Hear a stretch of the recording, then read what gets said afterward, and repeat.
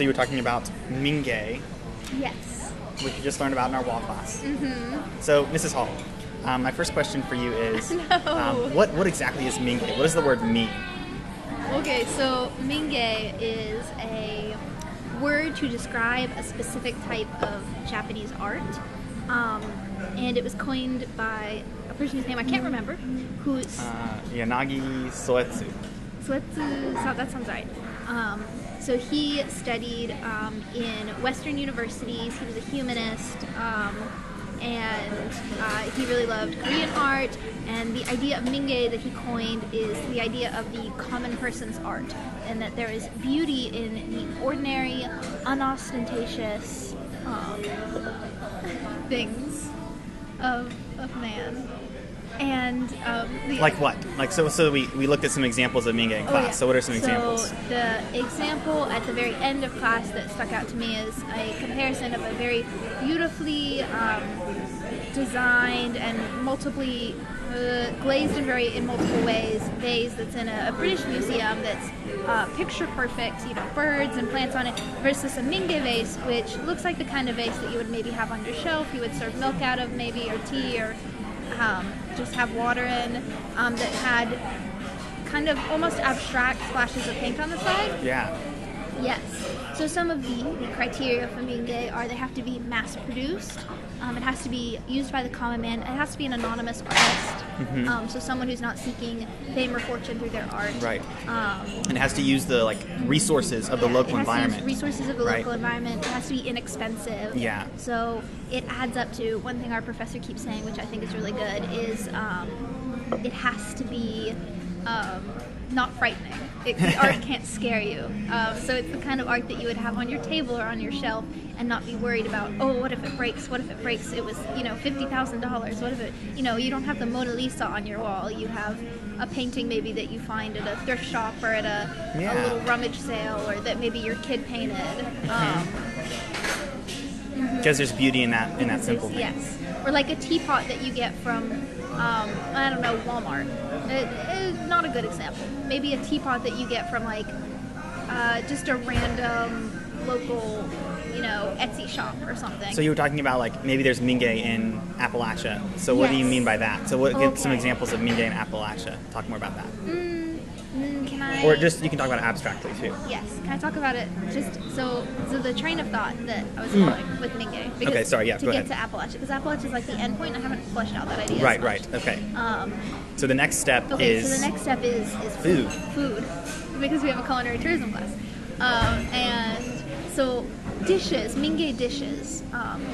You would not eat, Michelin star restaurant food on Mingei dishes. You would probably eat home cooked food, maybe food that you've eaten a million times before, chicken noodle soup. So when you're eating, the food and the Mingei dishes all combine in this essence of Mingei and essence of wa, the Japanese concept, to create this experience of gastronomy, which is another word we've talked about in our culinary tourism class, which is food and the experience. Yeah. So when you're talking about Mingei, really technically the word just means the dishes. It's just referring to the art form, but I think the idea and the abstract concept of Mingei can also apply to the food that you eat on the dishes. And more than that, it can also apply to just food in general, because you have food that contains more of this kind of essence and idea of Mingei.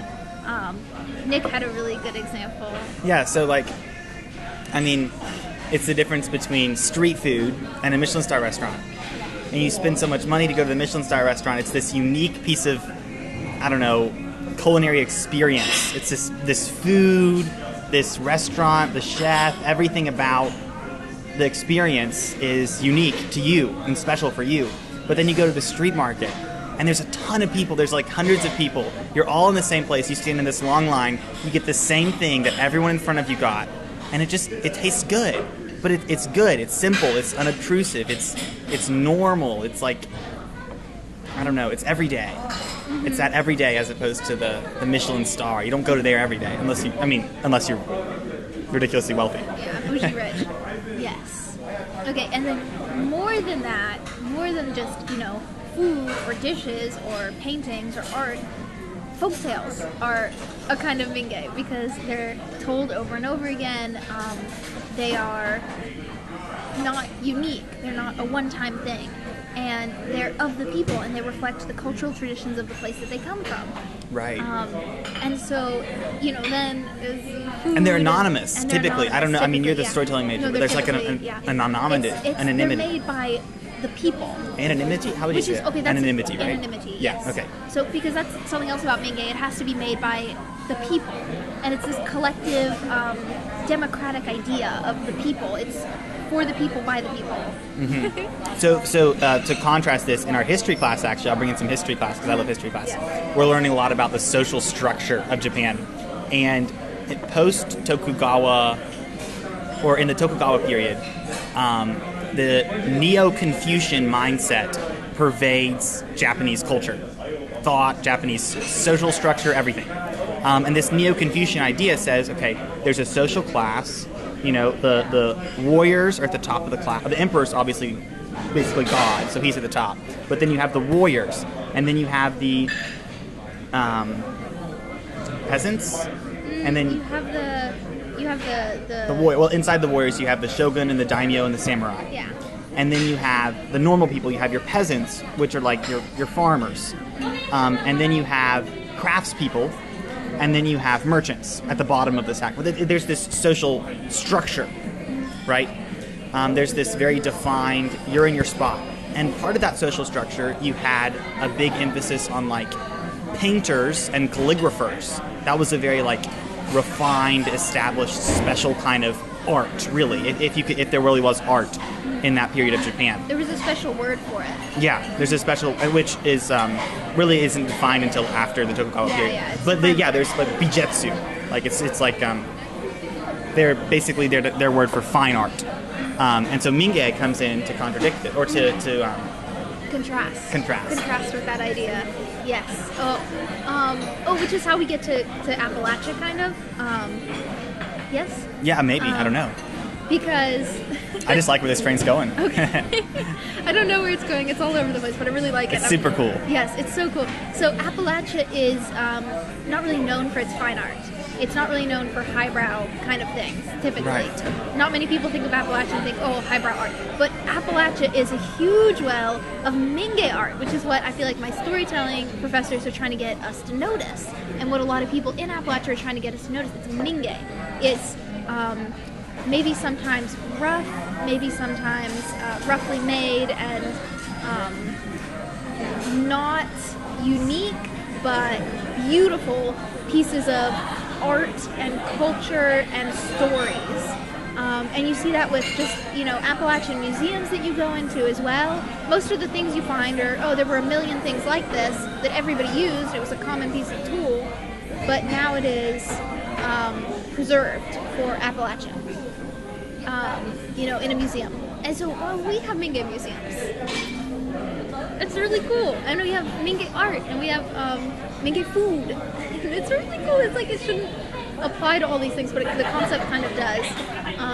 And then, so the more than just concrete objects or stories, the idea of Mingei applies to philosophy, which is where we get like really big, and which is really exciting. Really big brain. Yes. Okay. So, the guy who coined the term Mingei, Yanagawa Soetsu. Soetsu, yes. Yanagasu. We can't remember. God. We're gonna look it up. Nick is gonna look it up while I keep talking. Okay, so he was a humanist. He studied Western philosophy, so he would have been aware of these ideas. And I think, intentionally or not, they're reflected in his art. What was his name? Yanagi Soetsu. Yanagi Soetsu. Soetsu. Hi. Okay. Yes. So, intentionally or not, these ideas were reflected in his concept of Mingei. And part of that humanist idea is the idea of existentialism, which is also reflected in another artist and collector of art from Ecuador. Yes. Who we got to see his Temple of Man, his La Capilla de Hombre. La Capilla de Hombre. Guayasamín was his name. And he focused on the negative side of the more nihilistic side of existentialism. And that the idea of human suffering and human pain, that's reflected in all of his art. You can look it up. And it's really dark and really intimidating. But the idea of Mingei focuses on the balancing, the more balanced idea of existentialism, which is that, even though the world's, kind of, intimidating, to put it lightly, there is inherent value and worth in the things that ordinary people do every day. And there's inherent value in the unobtrusive, everyday dealings of the common man, which also connects to Marx's philosophy, actually, because so it kind of connects to like Camus and his ideas of existentialism, and that the everyday striving of common man have inherent value, which is what Mingei kind of says. It's the unstated idea of Mingei. But it also connects to Marx's philosophy, because Marx's idea is that real truth can not be found in the high intellectual, high and mighty kind of people. That real truth is instead found in the common, everyday workman. So the idea of where truth comes from... Or value, really. Value well, okay. and beauty, you could say. Value and beauty. So Mingei is more value and beauty. Marx was more about, like, the truth. Well, Marx was about value, too. Marx was about less value. about truth. Okay. It's not necessarily like... Well, sorry. Now you I'm are the correcting Marxist you. philosopher But yeah, like here, the Marx... So. The idea of Marx, it definitely comes in here. Yeah. In the idea that what makes something valuable and what makes something beautiful is that the common man uses it. That it's connected, the labor that goes into this object is connected in a real way with real people. It's not just art, or it's not just like, some grand system of labor production where you do this little piece, but then later on it's this object, it's this object that's totally disconnected from everything around it. It's what Mingei and really what Marxist historical materialism have in common is it's about like the people connecting with their labor and connecting in that time and space in a real way. Is that sort of where you were going with it? Maybe you were going somewhere else with it. But that's what the beauty. I was not going as deep. That's where I was not going as deep, sorry. maybe, but yeah. No. I also had this other thought, like going back to the history side of things, because you look at Japan during this colonialism period from 1600 to really the end of the 19th century, and you look at South America, you look at Ecuador during this period, and there's a big difference. Because in Japan, you have the closed door policy. I can't remember what it's called in Japanese, but the closed door policy. After Japan sort of unified under the Tokugawa shoguns, a few years later, they decided, you know what, we don't want Christianity, we don't want Europeans, let's get rid of them. So they cut them out, they send them away. Except the Dutch, and they send the Dutch away later. Anyway, whatever. Ecuador doesn't have that option. Ecuador lives in oppression, honestly, basically, from the Spaniards through this whole period, right? So that's really interesting to think about where maybe you're like, right? Because I like that. Guayasamín, like he talks about the suffering, like the hopelessness. Yeah. Like that's his thing. Because that's what happened in Ecuador, is that suffering and hopelessness. Right. Yanagi, he's like, or Soetsu, he's like the simple, everyday peacefulness. Oh. Okay, we're coming back to the recording. We paused it for a second. Okay, keep going. Okay.